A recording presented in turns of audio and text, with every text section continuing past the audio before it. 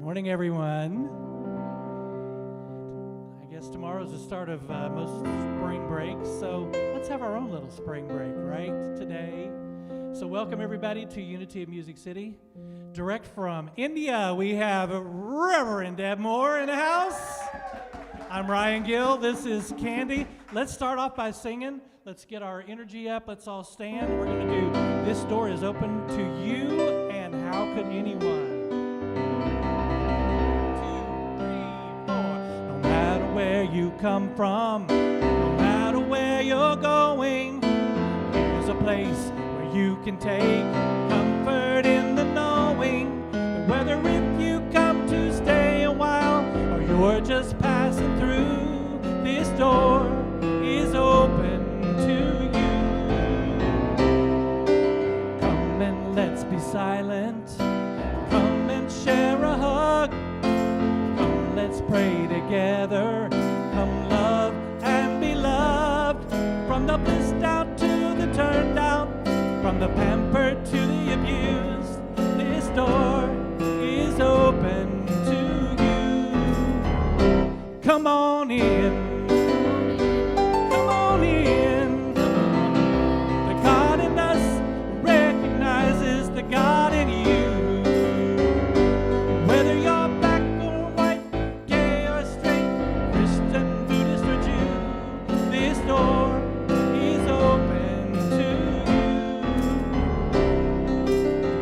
some kind of trouble, pain you're going through, know that you are not alone. Someone cares for you as an individualization of divine point of view. This door is open to you. Come on in. Come on in. Is the God in you. Whether you're black or white, gay or straight, Christian, Buddhist or Jew, this door is open to you. Come on in. Come on in. The God in us recognizes the God in you. Whether you're black or white, Buddhist or Jew, this door is open to you. Whether you're black or white, gay or straight, Christian, Buddhist or Jew, this door is open to you.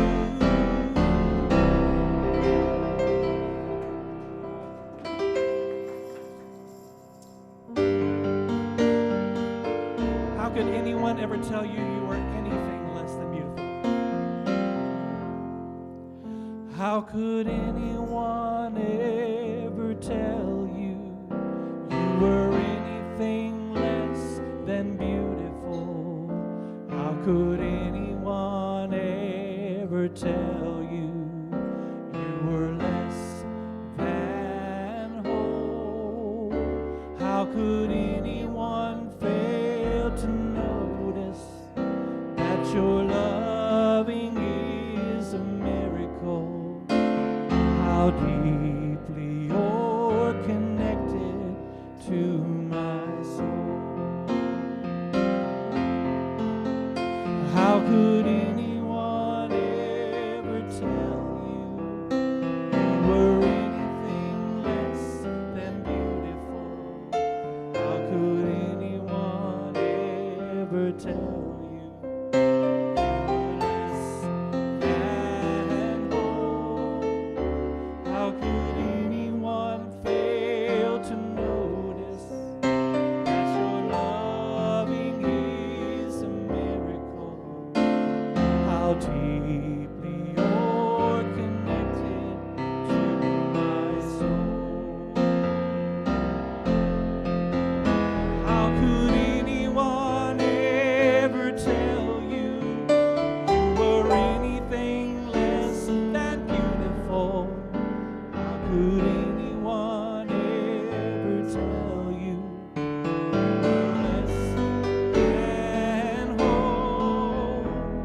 could anyone fail to notice that your loving is a miracle? How deeply you're connected to my soul. How deeply you're connected. How deeply you're connected to my soul. Thank you so much. Please be seated.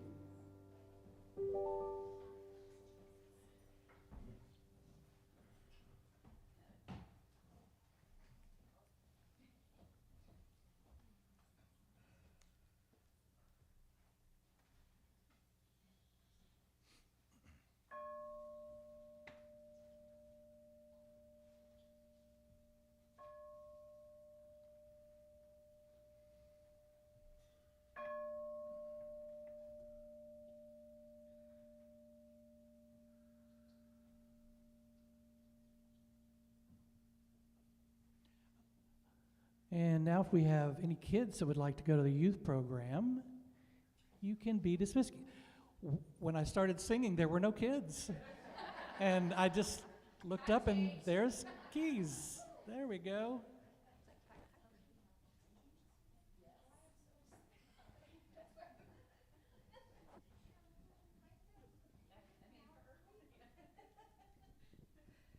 Good morning, Unity of Music City. Let's begin this portion of our service by taking a deep, centering breath.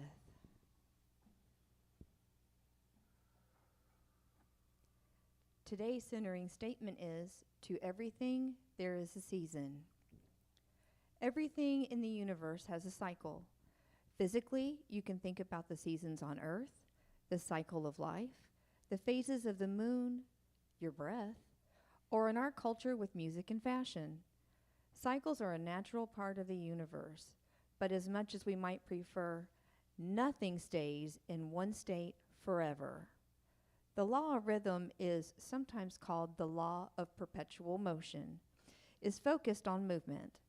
This law shows us that everything is forever changing, and our job is to embrace the ride. Each stage of life has tremendous gifts to offer. Understanding the rhythm of life helps us see how cycles play out in our daily life and release resistance to changes that unfold in your world. Our thoughts, emotions, and circumstances are ever changing. So, from this we can discern that hard times won't last forever. Equally, it is important to remember this concept when things are going well, because we know that this isn't permanent either. Sometimes we have a tendency to think that we can force things to happen, but how often has that worked for you? Surrender to the flow of life and let your inner wisdom guide your thoughts, words, and actions. Understanding this law helps us cultivate a mindset of gratitude, which is one of the easiest high-frequency emotions to tap into in any given moment. Watching the seasons change and being in tune with nature can help us understand what is happening in our lives. Our new moon gatherings can help you feel the joy in the seasons and in life. Today's season may be good, but nothing is permanent. So enjoy what you have while it lasts. Alternatively, perhaps you're in a negative part of the cycle right now, but it may be the very thing that prepares you for prosperous change in a future cycle. When we learn to observe the ebb and flow of life, the patience and faith, we can understand that there is a time and a season for everything.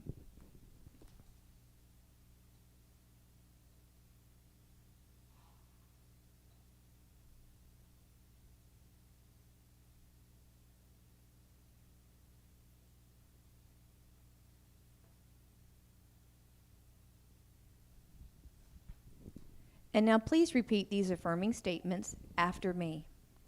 I look for love, joy, and peace in every circumstance and situation.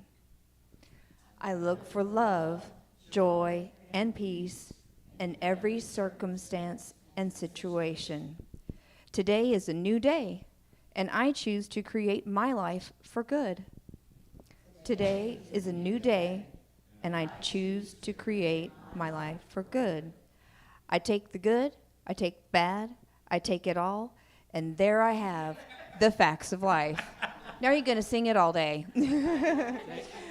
I take the bad, I take it all, and there I have the facts of life. And so it is. Oh, no greater truth was ever spoken than the theme song for Facts of Life. It's good to bring that back every now and then, right? Well, welcome, welcome, welcome. Welcome to Unity of Music City, and thank you for being here with us today. Out of all the places you could be right now, you have made the sole choice to bring your energy to play with ours. So whether you're in this very room or in your living room, we recognize you. We see who you truly are, the spiritual image and the very likeness of the divine. You are a one-of-a-kind wonderful. Let's say that together. I am a one-of-a-kind wonderful. I am a one-of-a-kind wonderful. And we appreciate you being here today. Do we have any announcements? I bet we do. It's springtime.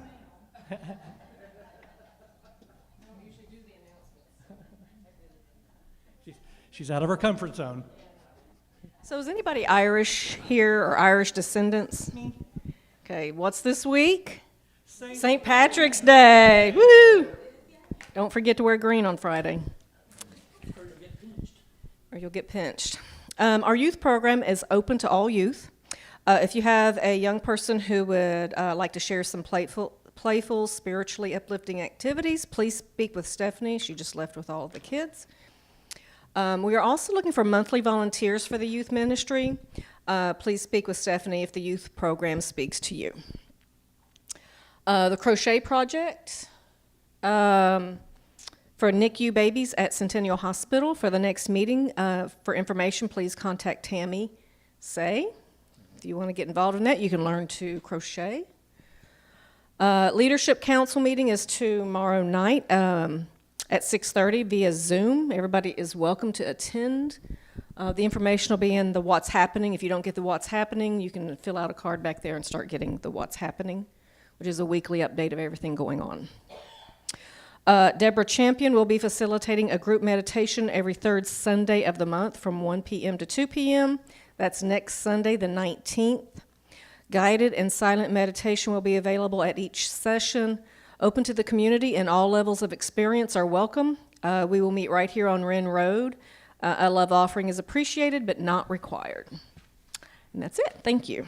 All right. Well, let's sing again, all right? It's time for the monthly mantra, and this is the song that we do at this point in the service every month that really speaks to who we are as a spiritual community, what we focus on, what we believe, and what we are offering to the world. So this month is All Is Well and unfolding as it should. It's a fun one, so let's stand up and sing it together. Here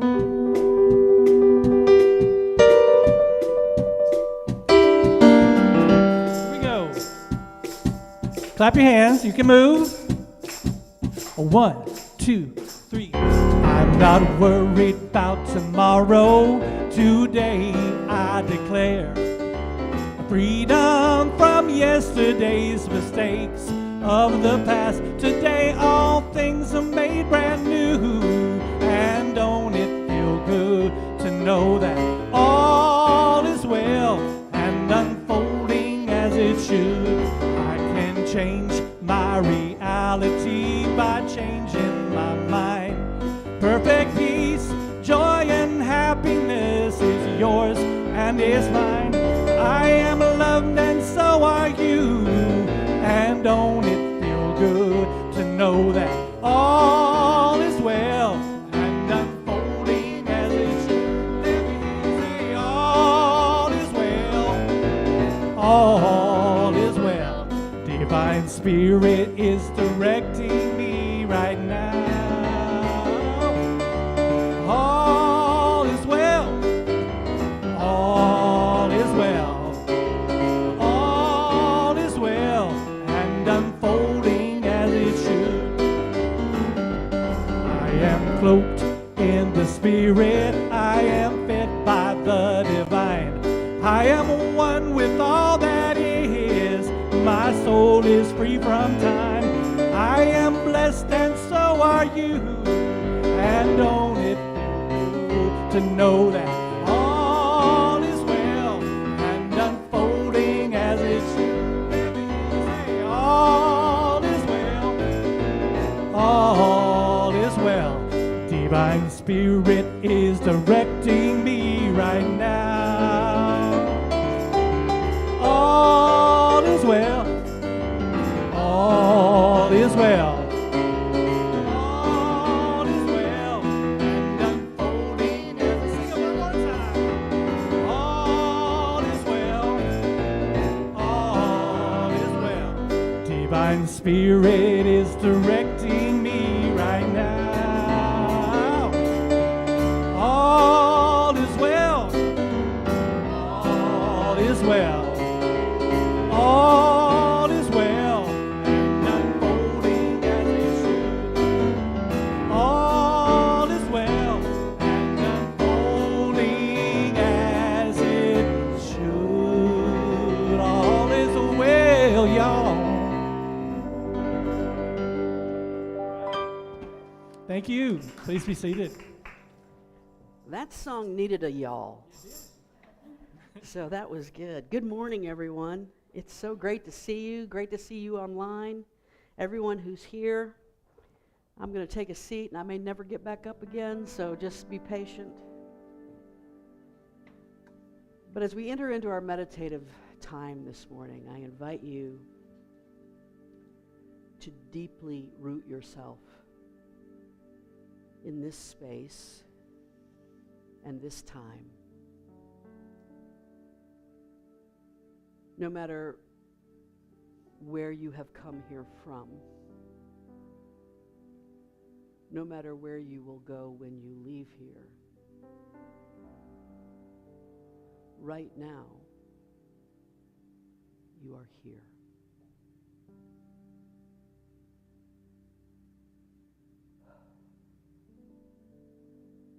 And root yourself on your chair. Imagine your feet being a part of the earth. Lower your shoulders and be in this space. This sacred space whose energy is increased, whose vibration is increased every time we gather here.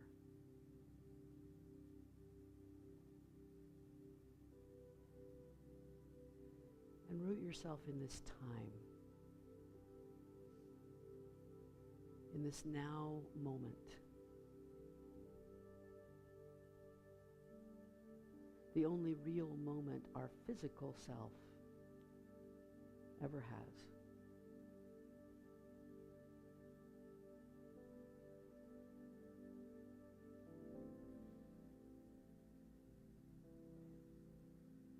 Somewhere in India,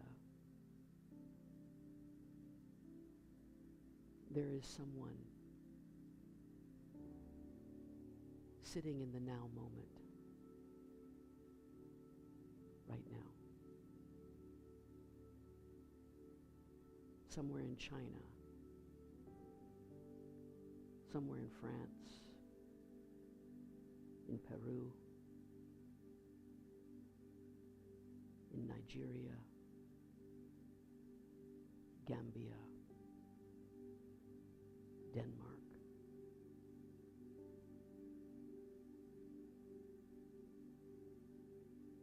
All around the globe, there are those mindful of this present moment right now.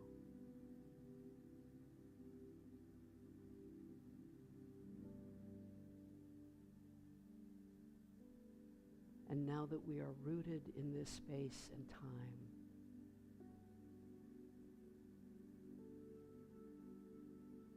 I I invite you to remove the layers of consciousness that make us aware of that space and time.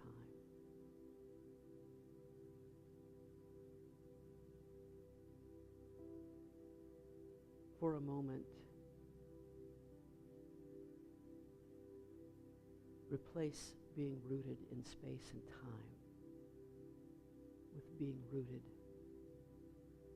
in divine presence. Only in divine presence.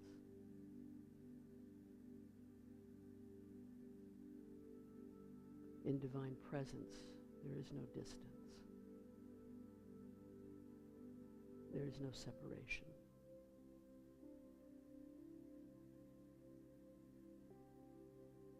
There's only the energetic now of divine awareness. For a moment, together as a community, we root ourselves there, only there, together, in the silence. In the silence.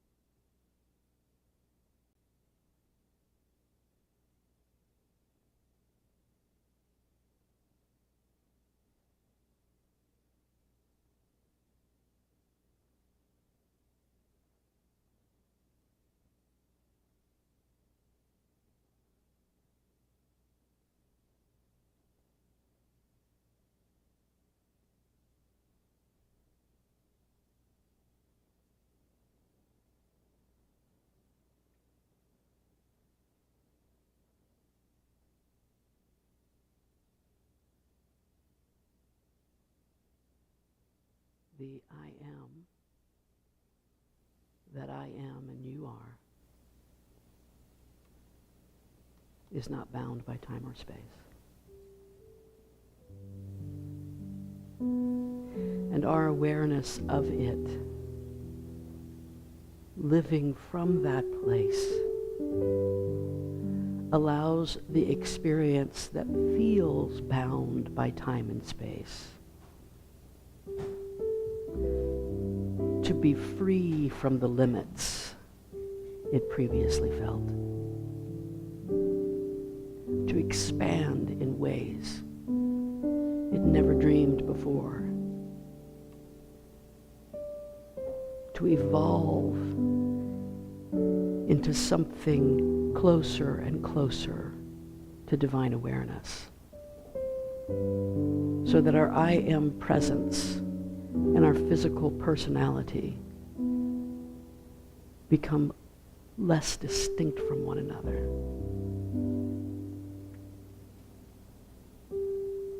We live in this space of pure awareness more and more.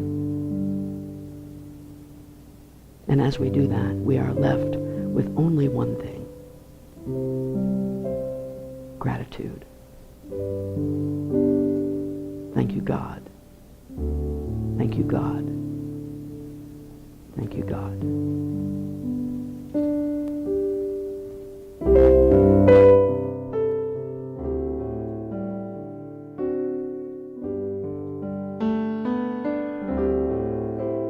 Let the words of my mouth, the meditation of my heart, be acceptable to you today. Let the words of my mouth, the meditation of my heart, draw me close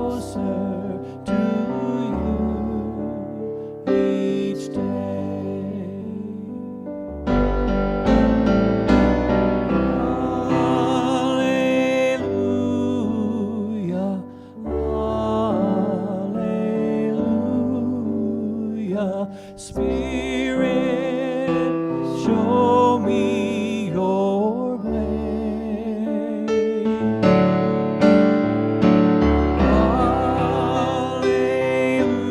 Hallelujah, hallelujah.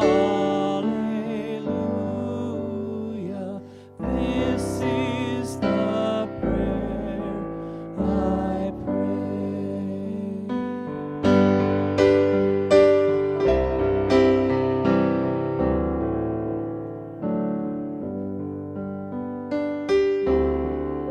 Let the words of my mouth, the meditation of my heart, be acceptable to you today.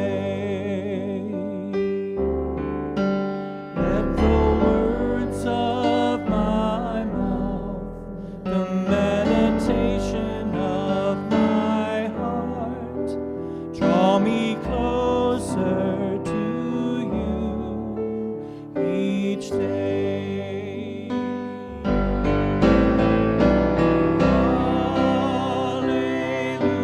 Hallelujah, hallelujah. Spirit, show me your way.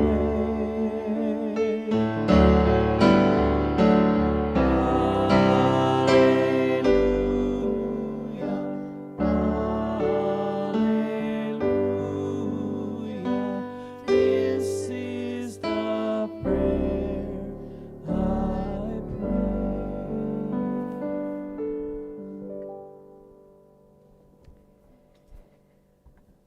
Oh, Lord. I'm back from India. And it is 12 hours away. And yesterday I was on a plane that took me through 11 time zones. And then I came home, and y'all changed the time on me. Sorry about that. If you can find the center point between all of those time zones, that's approximately where I'm living right now. But I'm grateful because you know what? I am ready for this day. Bring to me those experiences that fulfill the purpose you have for me. Dream for me a dream I can't even imagine. Help me to remember that where I am supposed to be, I am. And who I am supposed to be, I am. I stay ready for this day by being present in the awareness of you.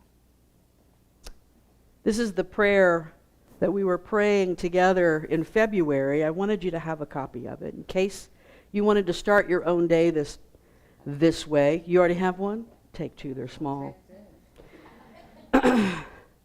Bring to me those experiences that fulfill the purpose you have for me. That line alone kind of sums up for me what spending 9 days in India does for me. Bring to me those experiences that fulfill the purpose you have for me. And I also brought y'all some gifts. So this is my favorite little Indian candy. It's just a little orange hard candy. I don't know what makes it special, except that I brought it home from India. And so I'm going to pass it around. Y'all can just pass this dish. I'll start with you. Just like communion. This is Indian communion. That's right. Take, eat. This is my body. Okay.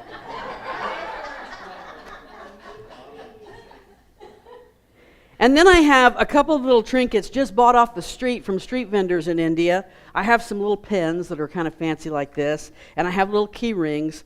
Decide which one you want. I don't quite have enough for everybody to have one of each, but pick one and take it in remembrance of me.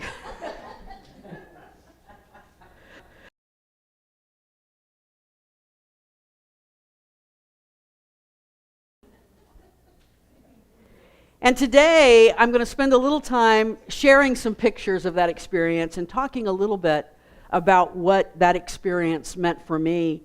I also want you to know that I think I always try to prepare, and if I lose words, just get over it this morning, because I'm going to lose words. But I always have a very strong sense of responsibility about Sunday morning to make sure that there is something that is a spiritual food, something that is spiritually edifying. And the good news is, when you talk about India, that's really easy to do. It's really easy to make that combination happen on a day like today. Thank you for that, my little, what do you call the little, maybe you're the altar boy today. I don't know. Acolyte. Is an acolyte? Spiritual minion. Spiritual minion. All right. So I want to talk a little bit about some of those experiences. Of course, while I was there, it was Holi.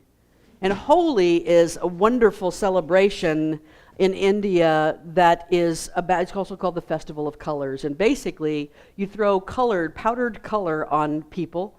There's a saying over there, I don't remember the Hindi version of it, but basically means, it's okay, it's holy. And so what that means is, you can't get mad at me if I throw something on you. You can't get mad at me if I hit you with a water gun. You can't get mad at me because it's holy. And so the idea behind Holi is that when we're all covered in all of these colors, we're all the same. There's no difference then. And so it's a festival of oneness and sharing. And let me tell you, what was amazing about that day is we had people from 3 continents gathered together on a terrace, having a really good time, dancing and throwing color on each other and throwing each other in the pool and laughing and cackling. And all division was just gone. It was just gone. And so we could gather together as friends and as newly made family and enjoy each other. These 2 people on the right are members of our host family, Chandrika, Devika, and the 3 people on the left are the faculty members who went on this study abroad excursion, myself, Abby, and Garija. And what a wonderful time we had. So India and the United States are countries that are really interesting to compare, because in some ways they're very similar. They're both in the northern hemisphere.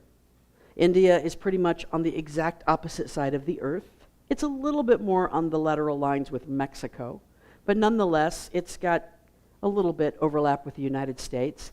It's a democracy, and when I left the United States, it was still a democracy. I know there are some people who aren't really fond of that idea these days, but I do believe we're still a democracy. India is the largest democracy on the planet, and it's very proud of that fact. Almost any Indian you meet will be quick to tell you we're the largest democracy in the world. India is about 1/3 the size of the United States by land, right? So basically, everything east of the Mississippi, that's about how big India is. But India is 4 times larger than the United States in population. We have 332 million people approximately in the United States. India has 1.4 billion. It is on track to overtake China as the most populated country in the world. And if you ask an Indian right now, they've already done it. Because they're very proud of the fact that they have become number 1 in the world. A lot of people. And there are some other similarities and differences. I'll get to those in a minute. Of course, in America, we love nature, and we have our hiking trails and all that kind of stuff. India loves nature as well, and in fact, it lives with it all the time. So this was a very friendly cow who allowed me to get down on the ground and take a picture of her nose. But of course, cows, yes, are everywhere in India. They may cross the road while you're trying to drive, and people just don't hit the cow. I don't know how it happens. Traffic in India is something I didn't even bother with trying to create a slide for, because there is no way to describe it. Wherever you can get your nose, you can go. And you are going to be on the street with cars, trucks, tuk-tuks, motorcycles, rickshaws, cows, camels, and even a random elephant every now and then. Street dogs, all of the above. You're going to see all kinds of wildlife, including all these pictures, by the way, I took. So these are not, I didn't pull them off of anywhere.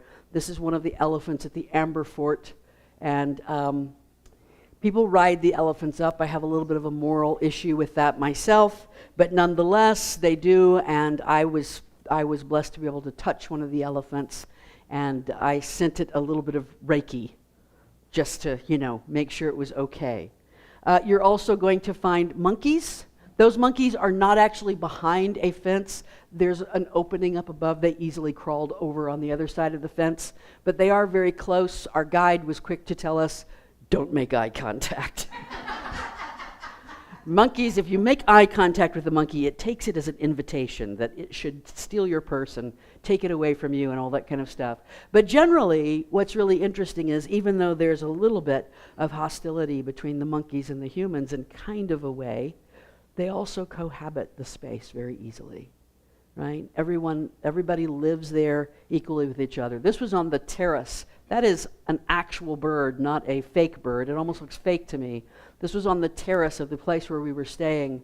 And so I managed to get up pretty close and take a picture of that bird. And then, of course, this very curious ox that kept staring at me as I was walking through the village and proceeded to just simply watch me as I walked down the road. So I had to get a picture of him. I think I'll name him Bob. But at any rate, we got to see all of that. And of course, you can't go to India without visiting its most famous site. And that is taken with my camera as well. So it's the Taj Mahal, of course. It is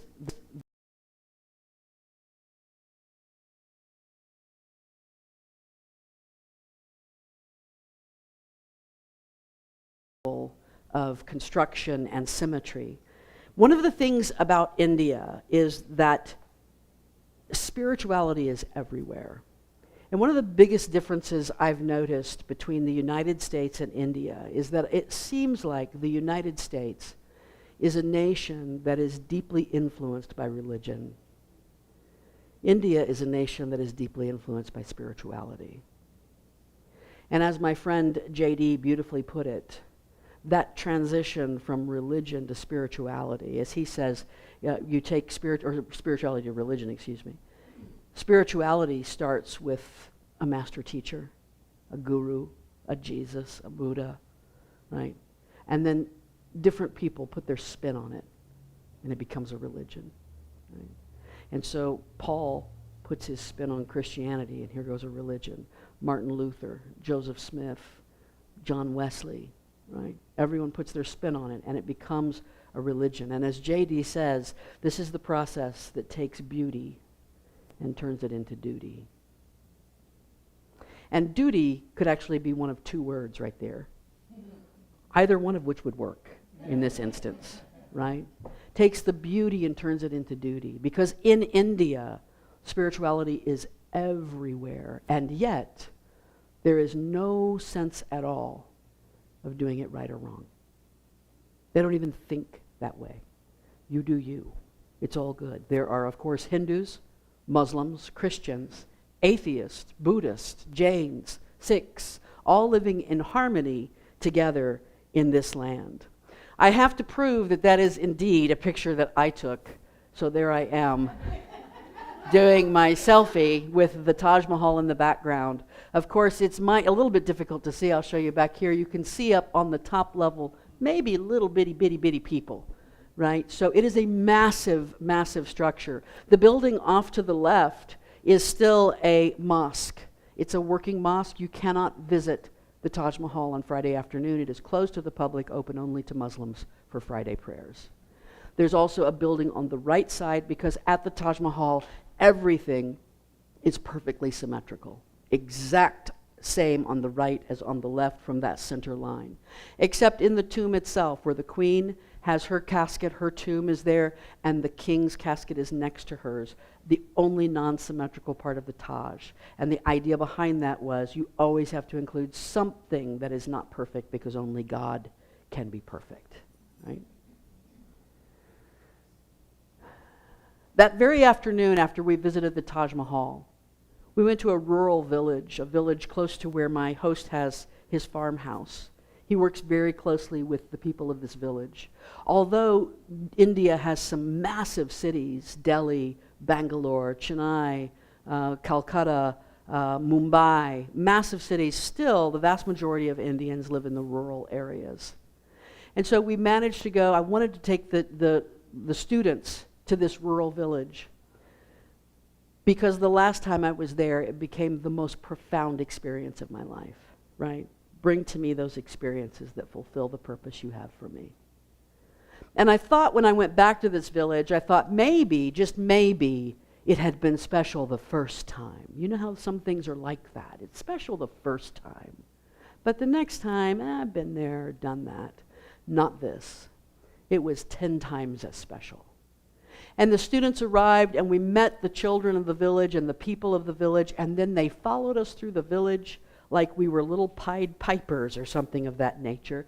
And of course, we did not speak the same language. But what I began to realize that day is how many different languages we did share.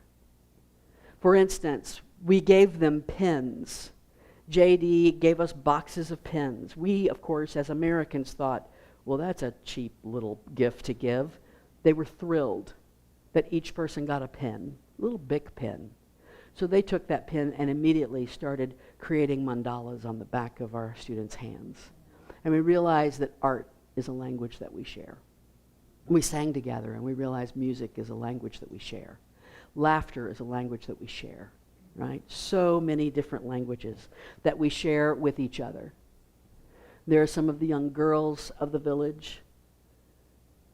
And you can see that these are people who probably their families make in a year about what you might make in 3 or 4 days in terms of wealth and income. They don't know that. Their joy is infectious. Their happiness, right? Their peace. Walking through the village, quite frankly, reminded me, and I hope that you understand the way in which I say this, it reminded me of camp. And do you remember camp being in the moment, right? When you're at church camp, summer camp, whatever camp, at Girl Scout camp, you're in the moment, and you wake with the sun, and you're a little bit one with nature, right? And they live in that space. This little boy almost came home with me. Although, of course, he has his own family, so I couldn't quite do that to him. But he was absolutely precious and followed me around and wanted to take selfies. Just as an idea, this is one of the houses of that village, right? Now, there's a little brick structure behind it. There are some brick structures there. But this is still incredibly rural. This is the kind of place where the wealth is measured by how many oxen you own or how many goats you own. And so all of us, all of my students, all of our American group gathered with these folks, just interspersed with each other, and within a few moments became the best of friends, playing patty cake games and doing all kinds of things. My concern was, and I talked to my host JD about it, I said, listen, here's the one thing I absolutely do not want. I don't want any hint of white savior kind of stuff going on here. I want to make sure that it's okay that we take pictures. I don't want it to feel like, oh, here come the wealthy Americans sightseeing through the poor rural village. And he said, no, it's fine. He said, they're going to feel important that you want their picture. I said, as long as that's the way it is, I'm okay with that, right? But here's the truth. The truth is that they gave us far more than we could have given them, because they gave us a reminder of living in the moment, of being in the space and time where you live. That was the same afternoon after visiting the Taj Mahal. So seeing this incredible display of wealth juxtaposed with these very happy people living in a rural village was a day that I don't believe my students will ever, ever forget. I certainly won't myself.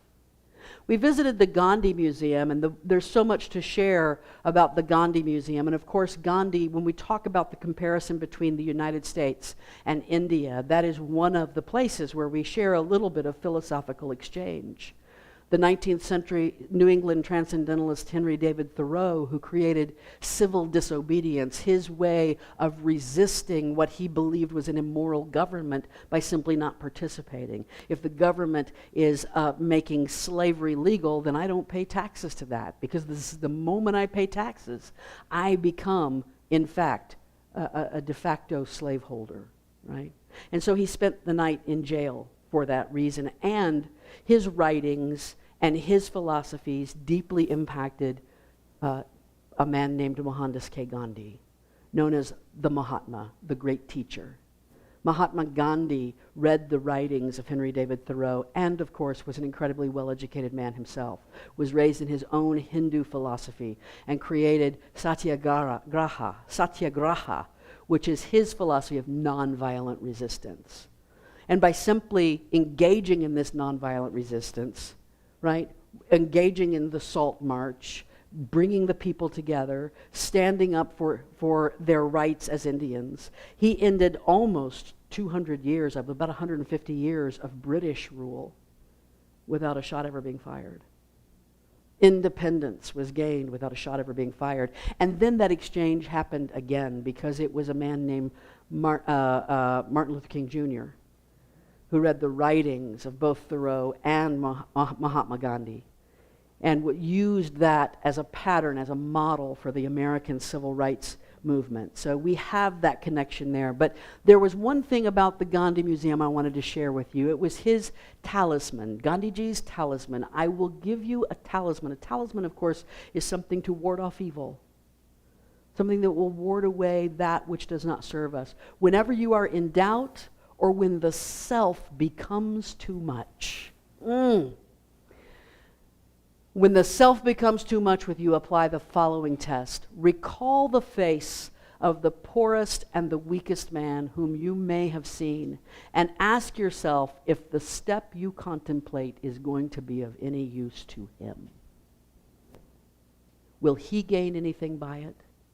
Will it restore him to a control over his own life and destiny? In other words, will it lead to Swaraj? Swaraj is a Hindu term for self-rule, autonomy, self-government, right? Will it lead to Swaraj for the hungry and spiritually starving millions? Then you will find your doubts and yourself melting away. Whenever you're questioning any step, will it serve the least of these, my brothers? If so, that is the place of service that will keep you centered in the spiritual place where you should be. Of course, as a land that is completely wrapped up in spirituality, everywhere you turn, you find temples. This is our guide, JD, and this is the small temple that he built on his farm right near that rural village. When he started to create his farm, he now has a 3-story farmhouse and a huge banquet hall and some guest houses and cottages, and it's quite a massive place. But the very first building he built was the temple. And you always put the temple in a certain location on the land so that it brings in all of the good energy. And as we stopped there, I asked that he show the students the temple. And as he opened the doors, he himself stopped and said his prayers before the temple, because everywhere you go is a temple. Every home has a temple in it, right? A temple can be created anywhere, at any time, by anyone. You also, of course, have big, beautiful temples like this Birla Mandir in Jaipur that's completely carved out of marble, right? And so much marble in this, everything is marble in India, I swear. We also went and visited something known as the Lotus Temple. This is a Baha'i temple because, of course, all religions are welcome there. And you can see all the little people down along there. This is a massive space built like a lotus flower with reflecting pools of water around the side of it. And inside is simply a huge open space with seating for meditation. The only thing that happens in there is meditation. As a matter of fact, preaching is not allowed. Don't any of you get any ideas? No, anyway. Preaching is not allowed. It's just a meditation space. You sit in the silence. When I went in there, someone had brought their child with them, and the child couldn't get still. And someone went up and kindly asked them to take the child outside to protect the energy of what everyone else was experiencing. When we went into that space, the energy was palpable. People all over the world come to the Lotus Temple to sit in the energy and meditate. And I have to tell you that I had a really weird experience with this. As I sat down, I was so excited about this. I was the one who had requested that this be included on our itinerary. was so excited about visiting the Lotus Temple. And when I sat down inside of it, I immediately felt the impulse to get up and leave. Immediately. Don't know what that was about.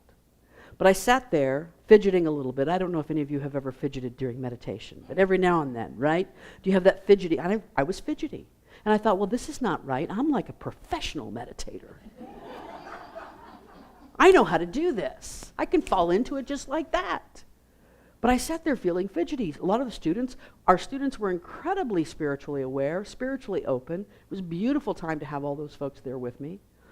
And they were deep. They were like, I'm looking around going, well, who's the student and who's the teacher now? Right? And I was fidgety.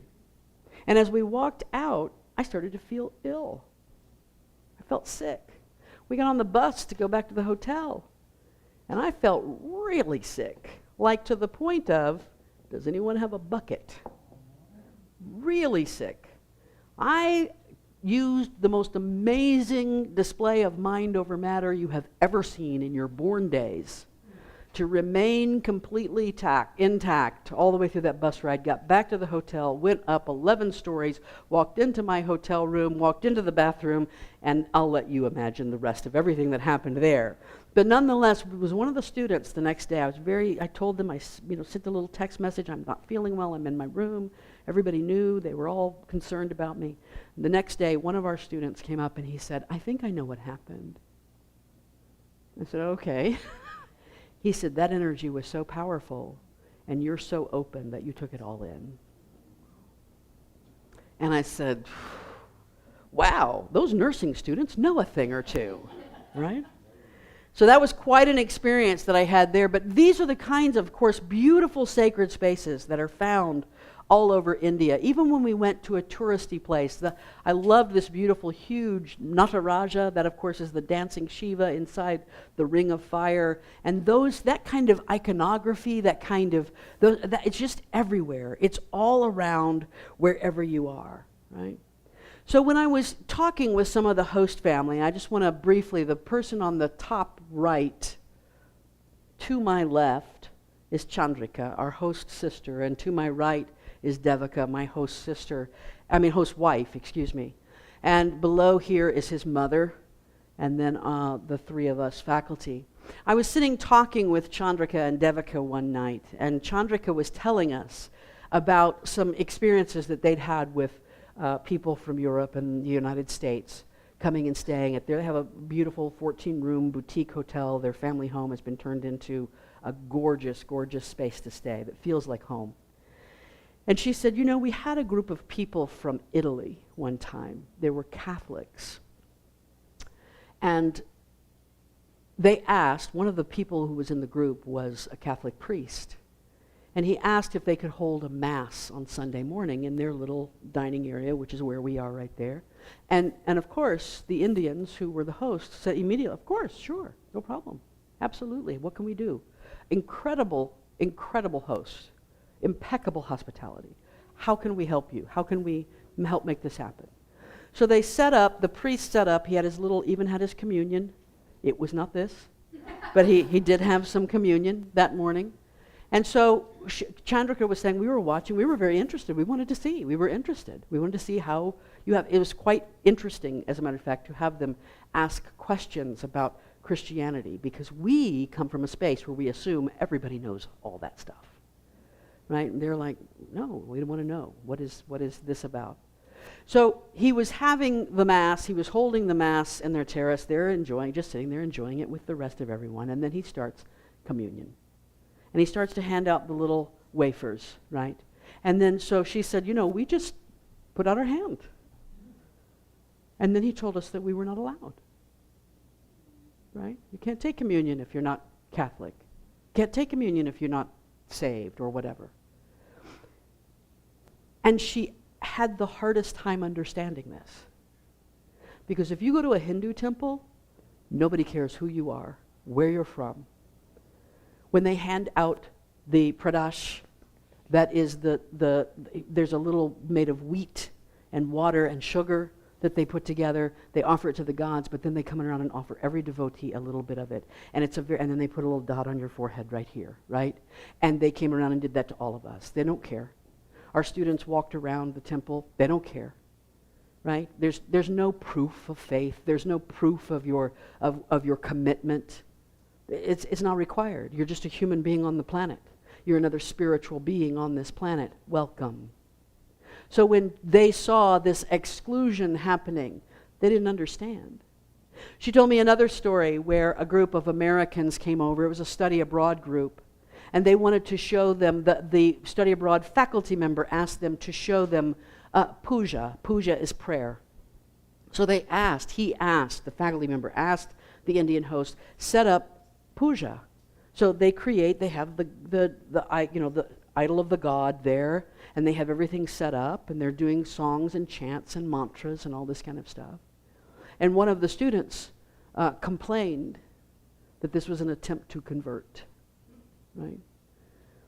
And Chandrika she said, I don't even know what he was talking about. They don't understand conversion. It's not even in their frame of reference, right? Evangelizing is not in their frame of reference. They don't care who you pray to.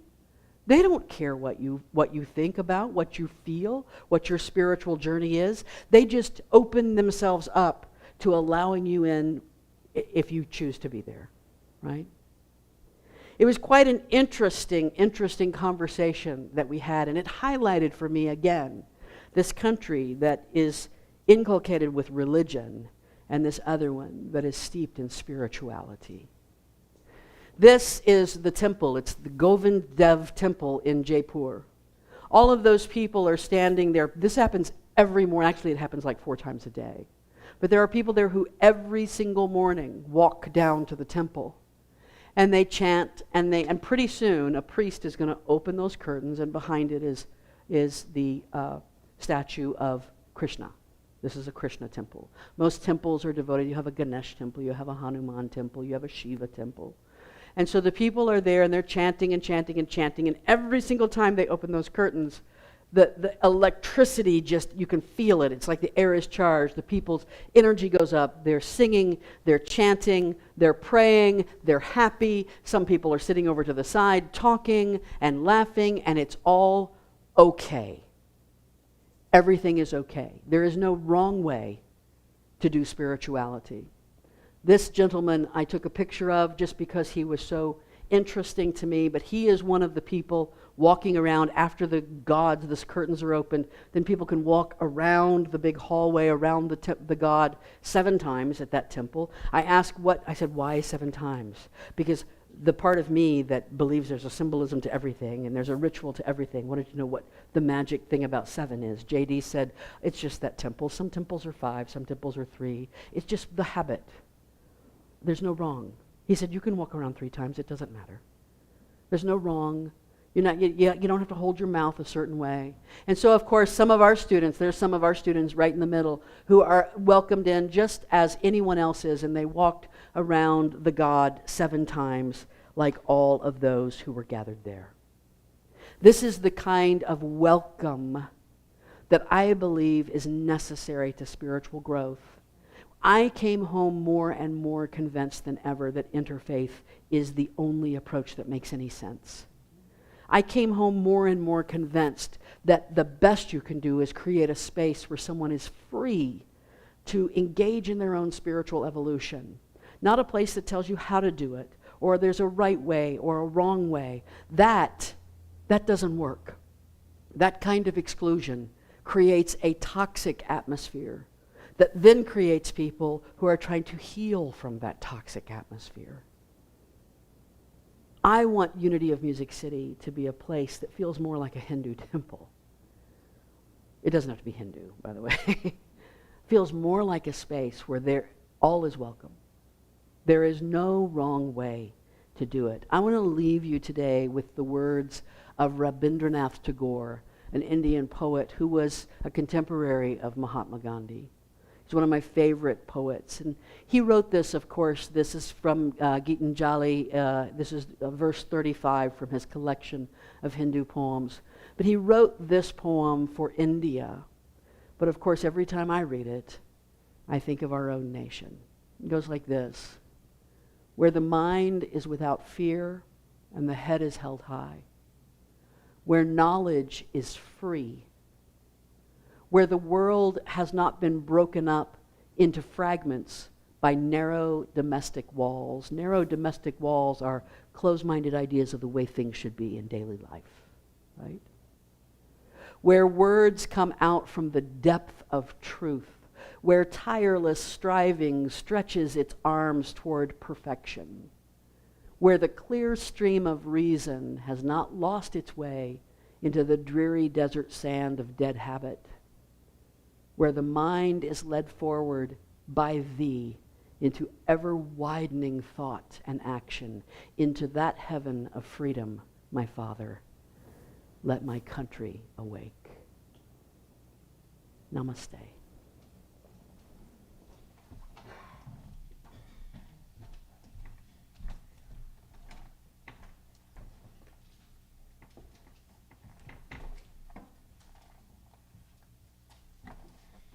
This will be on my mirror in the bathroom, and I will read this every morning after I get out of the shower and prepare for my day. So that means I'll memorize it. Not a bad thing to memorize. Well, we are so grateful for having you here today. Thanks for coming, everyone. We're so grateful to be a part of a spiritual community that is open to listening to these types of messages, and is open to supporting you on your spiritual journey, no matter what it is. We are all on this earth to be on a spiritual journey, as above, so below. And so that's the whole reason that we exist, is to be here for each other. And I'm so grateful to be a part of a community like this, and so happy to have people like you here with me on this journey. Let's take just a quick look at ways that we can support our spiritual community. Give you just a moment here to take a picture of the QR code. If you want to pay by PayPal, you can do that. The blue vase in the back is for your paper donations. Happy to have those also. You can sign up for the Kroger Rewards. Be sure and put us on there. Because now, I don't know if you know this, but Amazon Smile has gone away. There is no Amazon Smile anymore. So you got two ways there: Kroger Reward Cards or volunteer. That's right, because your time is energy in the exact same way that your money is energy. So it doesn't matter whether you have money to give or your time and your talent to give. You are giving back to your spiritual home. So it really doesn't matter one way or the other, because you're giving back, and we love that and we appreciate that. And we are grateful. Let's take just a moment to sing this as a prayer of gratitude. Take this into our week. Go back. Let's do the offertory. I'm trying to remember this, guys. So try to remember. Let's say this together. Divine love through me blesses and multiplies.